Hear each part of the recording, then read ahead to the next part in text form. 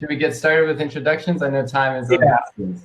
Let's go ahead and get started. All right, cool. Well, you all are so amazing for being here with us this morning on a Saturday to train for our future. And that's what's on the line here. So my name is Nick. I'm one of the co-directors of Blue Future. And we are a youth organizing group that focuses on investing and training young people to get involved on political campaigns, issue advocacy campaigns. So we're going to talk about how to reach out to voters. I'll pass it to my co-director, Morgan. Hi, everyone. Really excited to be here with you this morning. My name is Morgan Stahr, and I'm one of the co-directors of Blue Future. And I will pass it to you, Davis. Hi, everyone. My name is Davis Hahn. I'm the field director for Grassroots Democrats HQ. We are a PAC that founded right after the 2018 midterms with the mission of holding on to the House, flipping the Senate, and taking back the White House. Great. So I'll just frame the conversation quickly and then pass it to Davis to kick us off. Folks, this year has just redefined what it means to reckon with the past of our country, to advocate for better in our present moment, and expand the possibilities of what we might achieve as a country in the future. COVID and the mass protests that have followed the recent murders of Black Americans have rapidly transformed our lives, exposing the injustices that the powerful few have unleashed since our founding, and opening up the possibility for radical realignment in our politics in this most important election year.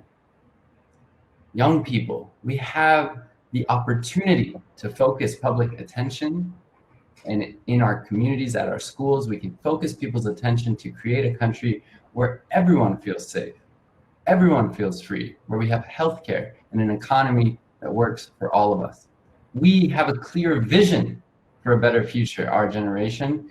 And by coming together to rewrite the rules, to make the wealthiest few pay their fair share, we can ensure that everyone, Black, white, brown, native, newcomer, can earn a good living, can have a good life. We can build a country together with equal justice and vibrant communities, clean air and water, quality healthcare, free college, gun violence gone, and livable neighborhoods, among so many other priorities that you all will be working on, and we all will work together. But the truth is this, that the future is the sum of what we demand in this moment of our elected leaders.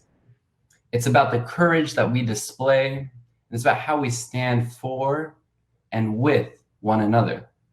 And so the truth is that we make the future. And let's dive in now to learn some of the most effective ways to build this future together. So I pass it to Davis. All right, so I just want to give you all, because I'm sure some of you volunteering on a political campaign might be new, or maybe it's something you've only done one or two times before, but you're looking to get into it more now because this election is so important. I want to give you a bird's eye view of the different types of voter outreach and the different ways that volunteers usually get engaged on a campaign, and then we'll move more into a deeper look at the different that we're really utilizing to safely contact and mobilize voters during the pandemic. In most elections, the number one way that we want to reach out to voters is by canvassing. And what canvassing is, if you haven't done it before, it's actually knocking on people's doors and having face-to-face conversations with them. There is decades of political science research that shows that this is by far the most effective way to mobilize people. It's all about having person-to-person interactive conversations. That is the best way to mobilize and engage somebody politically and get them to actually understand why their vote matters and why they need to support Democratic and progressive candidates. It typically increases turnout by about 6 to 7%. Unfortunately, because of COVID-19, canvassing is not really going to be a thing this cycle. It's just not safe, given that we need to be social distancing, and we definitely don't want to be knocking on the doors of anyone who's high risk and putting them in potentially harm's way of contracting the virus. So that being said, the next two most effective ways to reach voters are really going to be our method of virtual canvassing this cycle. And that is phone banking, calling voters over the phone, and texting.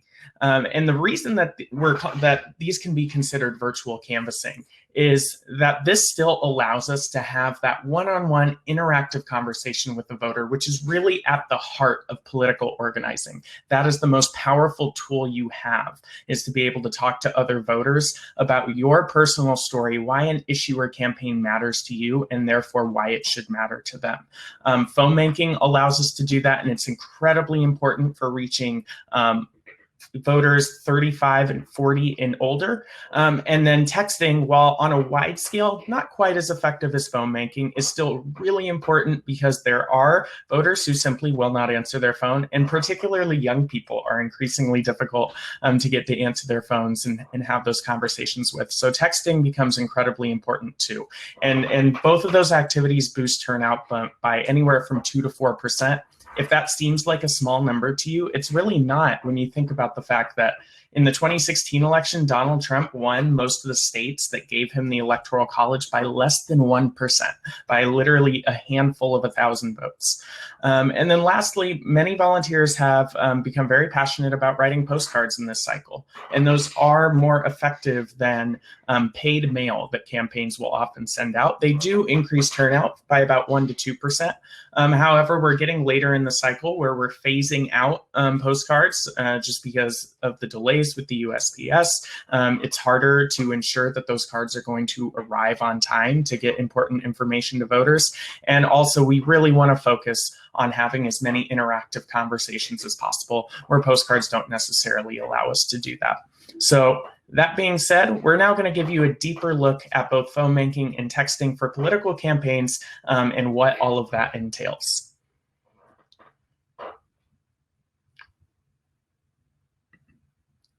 All right. And I believe Morgan is going to come here. Yeah, so we'll start with phone banking. So as Davis just mentioned, it is so important, especially this election cycle. So we want to share with you, what do you need to make calls?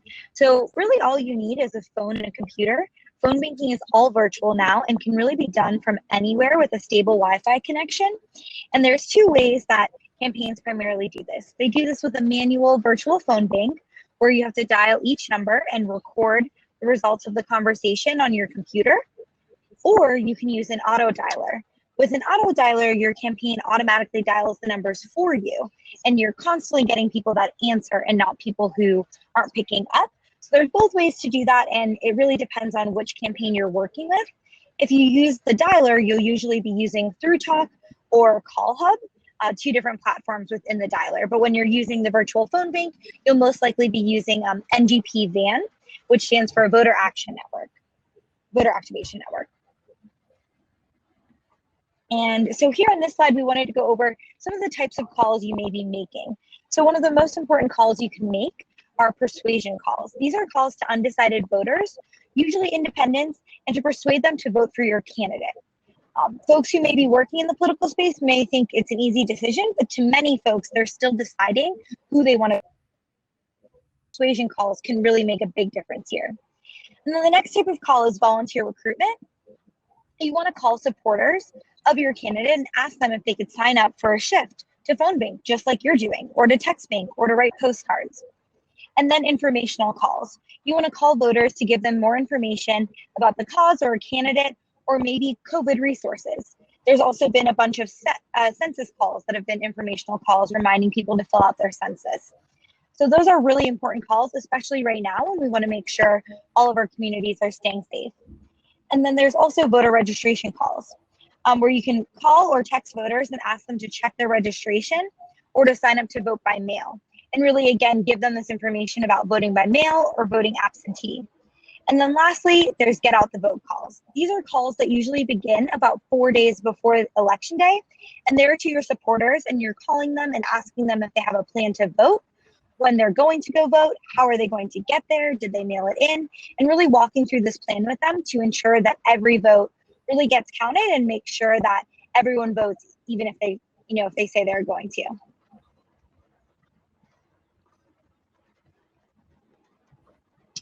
All right, so now we're going to go a little bit more in detail over persuasion conversations or get out the vote. So with a persuasion conversation, you really want to follow these 4 pillars of the framework. You first want to acknowledge and relate to the person you're talking with, and you want to connect to their values. Maybe they mentioned that they really like to go hiking and enjoy the outdoors. So maybe you start talking about climate change with them. And then you want to pivot to persuasion language. Say things like, as someone who cares about climate change, this is the great candidate for you because X, Y, or Z. Or if this candidate gets elected, this is how it could help your life because of these 3 reasons. And then you want to contrast with the other candidates who are running. So maybe you say, well, if this candidate doesn't get elected, this is the alternative. If we don't elect this person, this is what could happen to these specific issues you care about. So really hearing their story and then sharing your story and how that connects to the candidate and the issue that you're working with.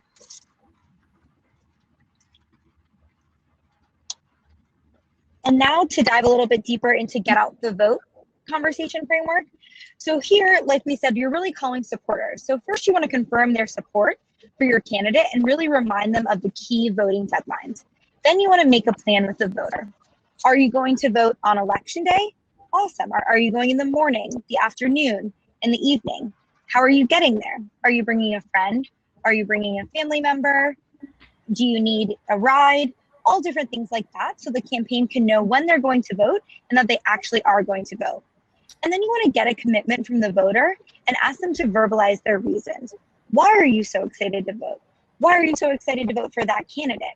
You don't necessarily want to focus on issues or candidates now because their mind is already made up, and you just want to push them from getting, from that place of I'm going to vote to, okay, this is my actual plan to vote on this specific day.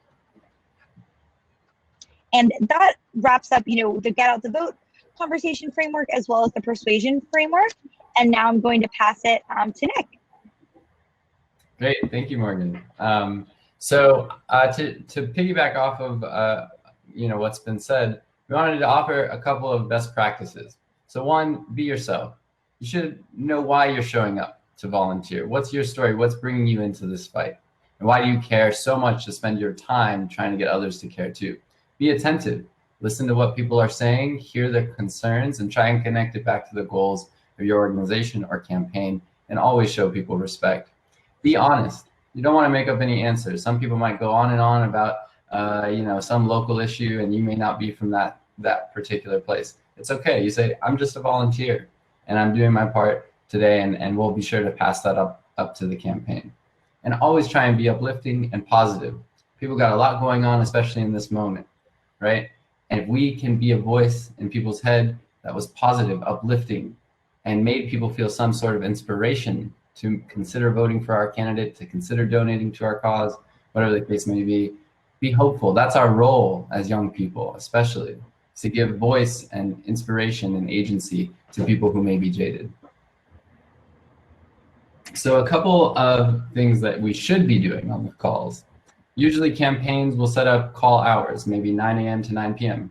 Obviously don't call beyond those hours, and try and bring some friends along with you to call during those times, because a lot of times the tools that we use are more effective. The dialer systems that we use are more effective when there are more people.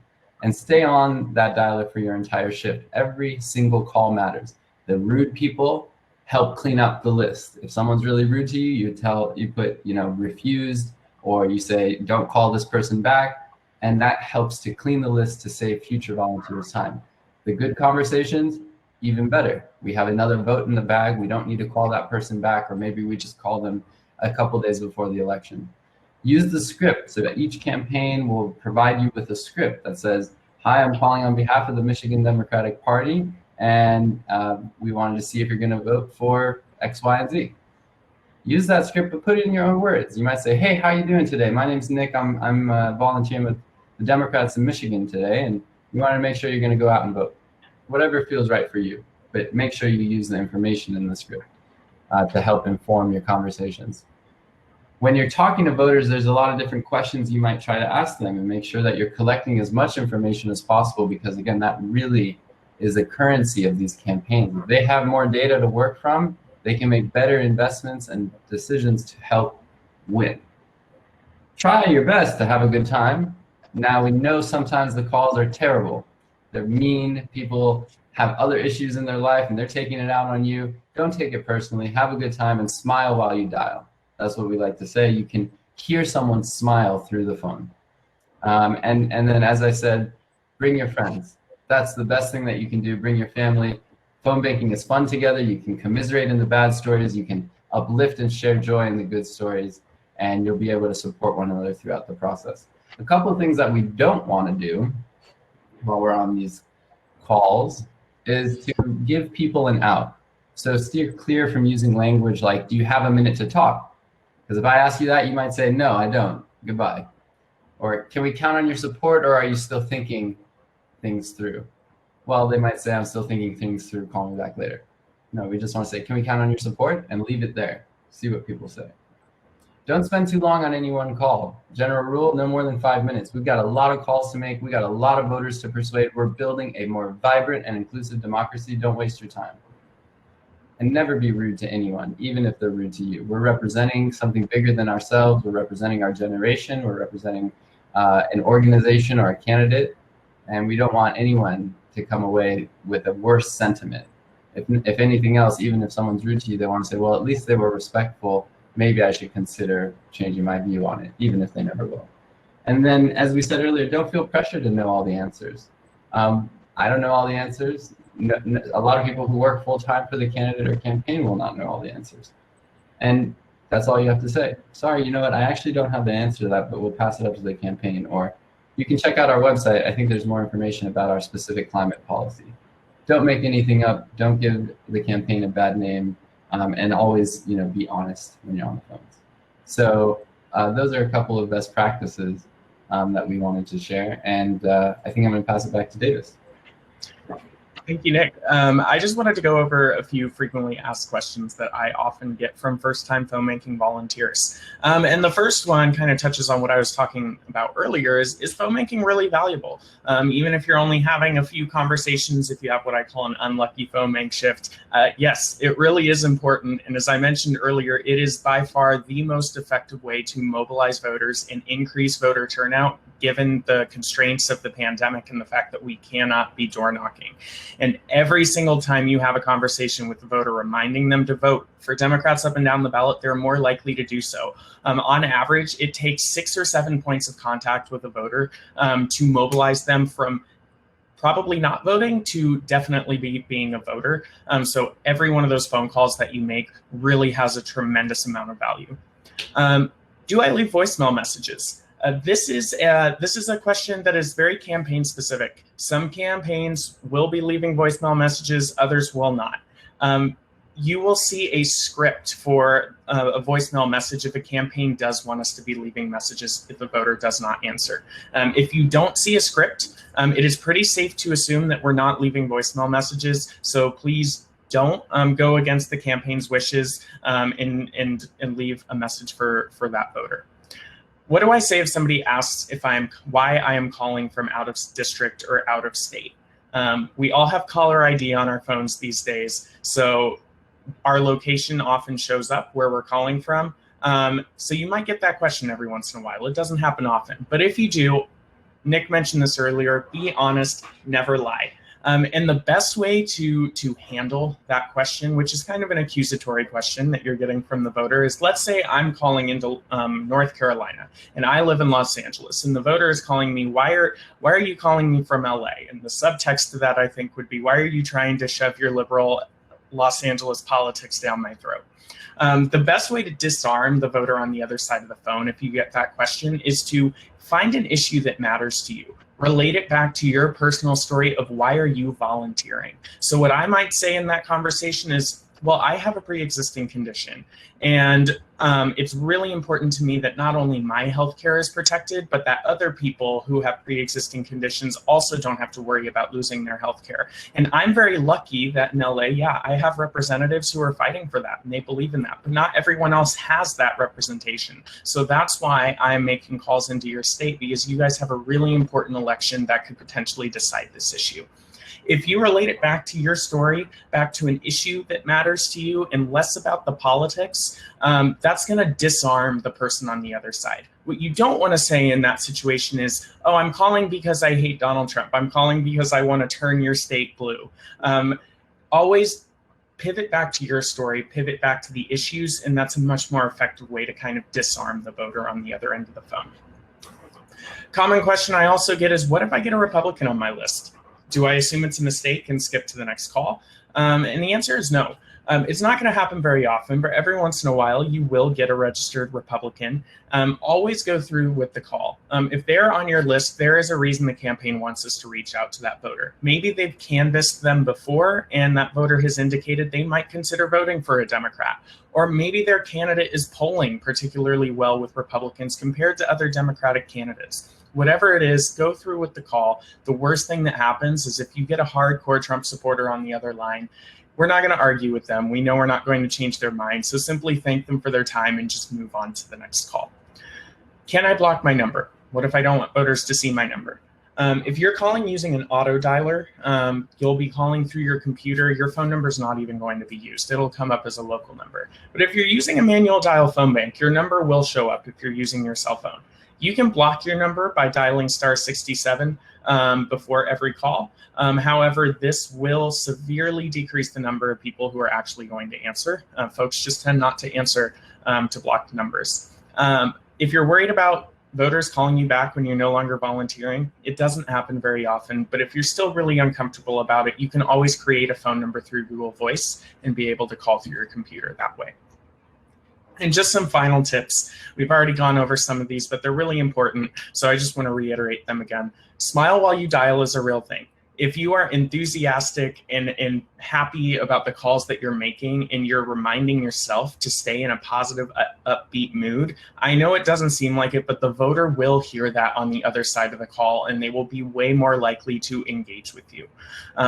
Always be polite, positive, and respectful, even if somebody is rude to you on the other end of the phone.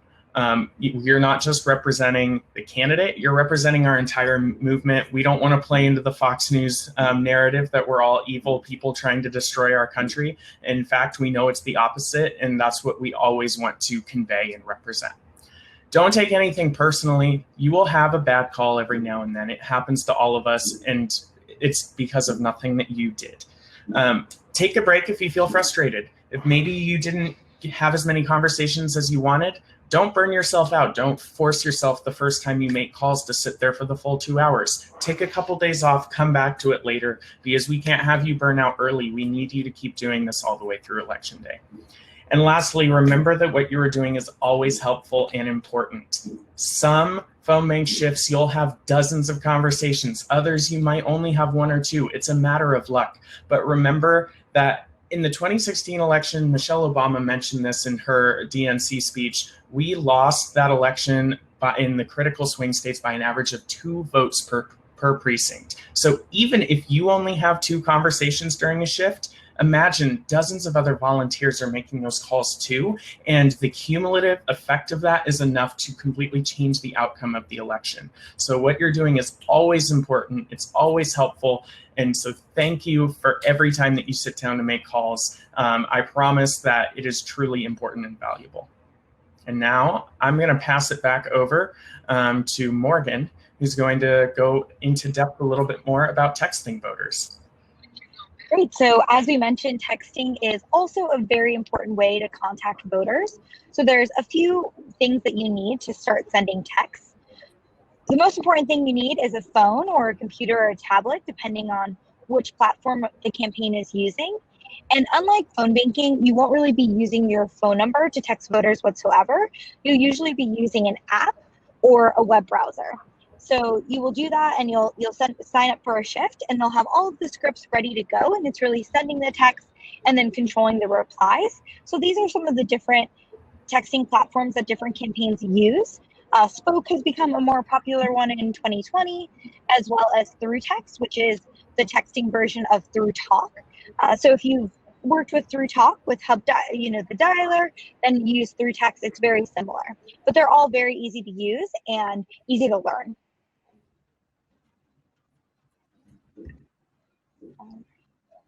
And then on the next slide, so the types of texts you will send. So very similar to calls, you will often text undecided voters and persuade them to vote for your candidate by sharing what issues you care about, sharing your personal story.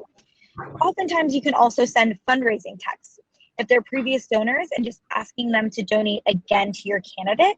Again, these aren't messages you have to write. They will be pre-written and you're just sending them and responding. There's also pre-written responses, which we'll talk about a little later. There's also opinion polling through text, asking voters their opinion on different issues. Volunteer recruitment, asking them to sign up for an upcoming shift to phone bank or to text. Informational, giving them information about the candidate, a new policy, the census, COVID resource.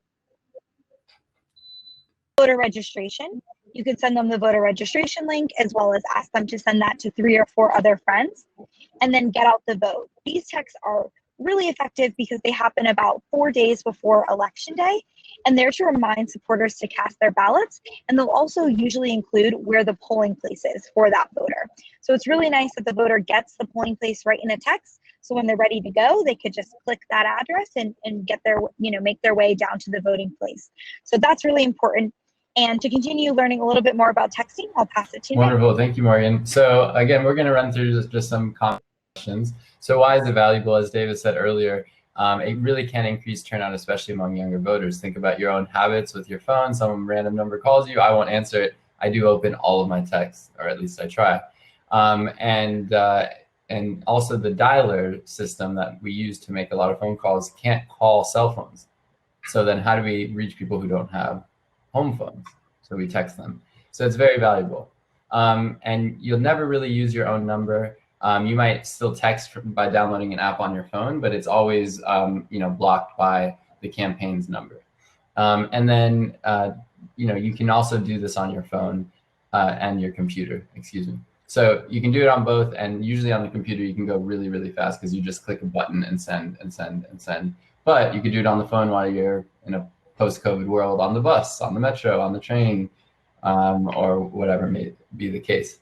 So a couple other questions that we came up with that might be helpful. How many should we send? So each campaign might have different limits or recommendations, but typically the response rate is between 4 and 10%. So if I send 100 texts, I might get 4 back, maybe 10 back at the high end of people responding. So when I sign up for a text bank, and I did one just a couple weeks ago, I'll probably send 500 texts, and that'll take maybe 15 minutes at the most. And then for the next hour or so, I'll monitor the app, whatever I'm using, and be able to respond to people. But as we say here, remember, it's more about quality than quantity. And I think oftentimes in campaign life, we might get confused about that. But it's better to have one quality conversation that persuades someone as opposed to sending 1,000 texts and not being able to respond to anyone with any helpful information. And to that point, you might be wondering, well, how do I know what to say? Do I have to type it out each time? No, we've got canned responses and a script. And so what that means is that, let's say I'll automatically send my first text to Davis, and it says, Davis, do you have a plan to vote? And Davis says no. Then I can send an automatic message that says, okay, well, that's why we're reaching out today. Here's the information. Click this link or do this thing, or here's all you need to know. And so it's super easy to add those responses. You can, of course, edit them just like you would for any other texting that you might be doing. But it makes it really easy to respond to the most common things. Sometimes people might ask other questions you don't know the answer to, or may say, oh, can you text me later? And you might say, okay, sure. And that's fine too. But always remember, you're reflecting not only our generation as young people, but also the campaign. And then I think a few more, or one last question that we thought might come up is on the next slide. What happens if you don't get replies? Am I doing something wrong? Sometimes there's a lag. Just like phone banking, it can vary the response rate. And so sometimes you have a really warm list, is what we might call it, a list that is more likely to respond, and that's great. Other times the list might be new and cold, and these voters have never even heard of your candidate or your organization, so they see it. Again, think about your own habits. Put yourself in the shoes of the people you're reaching out to. If you've never heard of the organization or the campaign, you might not respond. Send 2 or 3 more texts over the next couple weeks, then people will. And again, just because we aren't getting the responses doesn't mean it's not effective, especially when it comes to those get out the vote texts, as Morgan was mentioning.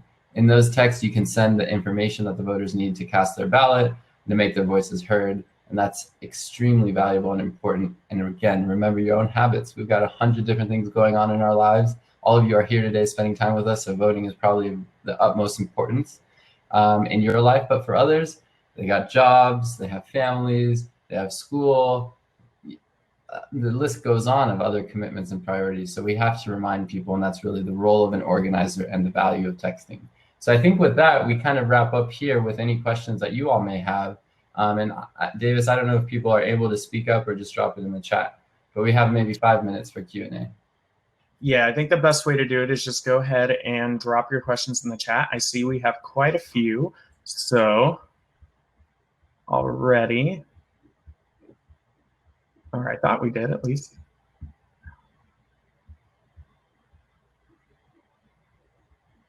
Let's see. To Brian's point about using texting to set up phone calls, absolutely. And really, it can be, you can think of it as like a ladder of engagement. So you might text someone and say, hey, are you going to vote for my candidate? I'm going to say yes to that text. Then someone on the campaign might call all the people who said yes and said, thank you so much for your support. We're actually having a phone bank this weekend, and we really need all of our volunteers to show up and people to show a big, sign of support. So you can cross-channel, basically, multi-channel contacts and campaigns are most effective. I will go ahead and answer Sarah's question, which is, can I only do text banking if I feel anxious talking on the phone? The answer is yes. As I mentioned at the start of this presentation, it takes like 6 or 7 points of contact with a voter to effectively mobilize them from not voting to going to the polls, which means that that's not all. That doesn't mean 6 or 7 phone calls. It doesn't mean 6 or 7 text messages or 6 or 7 postcards. It means it's a combination of all of them. So we need folks doing all of these different activities. So if you feel too anxious talking on the phone with people to want a phone bank, that's okay. I totally understand that. A lot of people feel that way. Start with something that you feel more comfortable with and work your way up. And if that means for a while you just want to do text banking, that's okay. That's still really important and valuable, and we thank you for doing it. To Adithi's question, you will get the slides from this presentation, so we'll make sure that everyone gets those. And to Lillian's question, before signing up for a texting shift, do we need to download the respective apps beforehand? Not necessarily. Once you sign up for a texting shift, the campaign will reach out to you probably about a training for their texting platform. And as you go through that training, you will download the app or log on to the web browser and make an account for that texting session. And to Michael's point, I'm sure Morgan and Davis, you have an idea about this too. Navigating a full-time job or school and also volunteering. When I was in high school not that long ago, what I ended up doing was volunteer maybe an hour or so, 3 days a week after school. You don't have to make an amazing commitment, although the more the merrier. But in order to make that fun, I got all my friends involved, and I tried to convince them to do it with me and show them that this was impactful, and told them the story about why I was getting involved, as we said. And so then we would just we didn't even have text banking. Now I sound very old, but we didn't even have text banking really set up. And you could do a text bank with friends. You could listen to music. You could be watching sports or TV or whatever. I would say try and find some friends, build a community around getting involved, and just make a commitment to yourself and to the campaign or organization. 1 hour a week, I'm gonna find time, I'm gonna put it on my calendar. 2-3 hours on the weekends, whatever the case may be. We know it's tough, And hopefully, if you're really interested in this stuff, your work can become in service of this sort of campaign work. But we know that's not a reality for everybody, and so we encourage folks to make a commitment to get involved as much as they can, and be disciplined and do whatever you can, wherever you can, to make an impact. And if you are interested in joining a texting or phone banking shift, I just dropped a link into the chat to a document where we have a bunch of calls to action coming up over the next couple of weeks with our partner organizations who help to make this event happen. So there are a multitude of ways that you can get involved right away and use these new skills that you just learned to start contacting voters. And with that, I think we're going to wrap up because we're coming to the end of session 1. But thank you guys so much for joining us. Morgan and Nick, thank you so much for joining me for this presentation.